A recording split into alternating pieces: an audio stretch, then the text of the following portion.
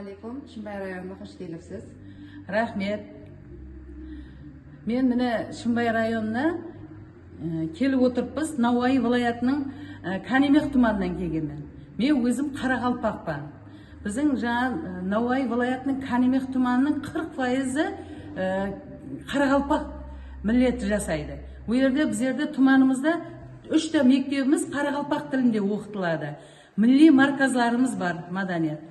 Одан кейін жаңа біздің Канемех тұманымызда осы Қарақалпақстанда қызмет көрсеткен 3 хадымыз атағын алып, сояқта қызмет етіп атыпты.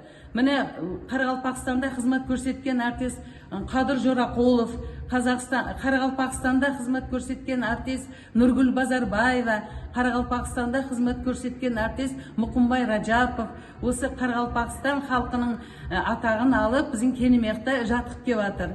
Жаңа біздің Канемехіміз түрлі миллетлер жасайды. Мына Қарақалпақ миллетінің һәмме үрфі адатларını мен мына маданият сахасында істейтін болсам, біздердің тәдбірлерімізге һәмме Қарақалпақ қосықларынан, Қарақалпақ милли үрфі үдімлерін бәрін кіргіземіз де дәстүрімізге.